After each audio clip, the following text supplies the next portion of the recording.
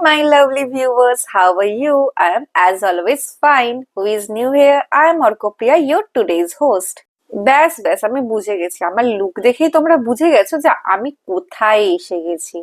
হ্যাঁ, তো আজ রাতে ছিল আমার একটা বিয়ে বাড়ি।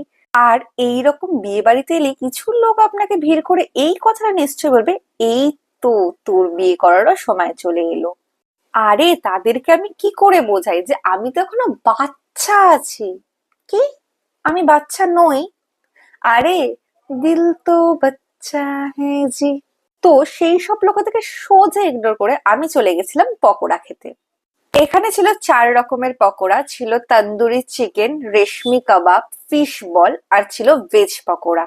শোনো শোনো, যারা আমার খাবারের প্রতি নজর লাগাচ্ছ তাদেরকে আমার তরফ থেকে হাম্বেল রিকোয়েস্ট, প্লিজ নজর লাগিও না।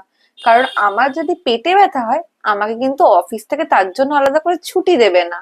আর আমাকে সেই পেটে ব্যথা নিয়েই অফিস যেতে হবে। আমার মতো একটা সুইট মেয়ের সাথে এরকম কি তোমরা করতে পারবে বলো? তো যাই হোক, এবার আসা যাক মেন কোর্সের দিকে। তো প্রথমে আমি নিয়ে নিয়েছিলাম স্যালাড, যাতে ছিল শসা, পেঁয়াজ আর লেবু। তারপরে নিয়ে নিয়েছিলাম কড়াইশুঁটির কচুরি আর আলুর দম। আর এই হলো ফিশ ব্যাটার ফ্রাই। আহা হা। আর শীতের মধ্যে কিন্তু এরকম গরম গরম ব্যাটার ফ্রাই খেতে বেশ ভালোই লাগছিল। আর কতটা গরম তোমরা দেখতেই পাচ্ছ, কারণ পুরো ধোয়া উঠছে। My favourite fishy is here. আর এটা হলো দই কাতলা, কড়াইশুটির কচুরির সঙ্গে মাটন কষা। I hope this is the best combination for a Bengali. কারা কারা সহমত?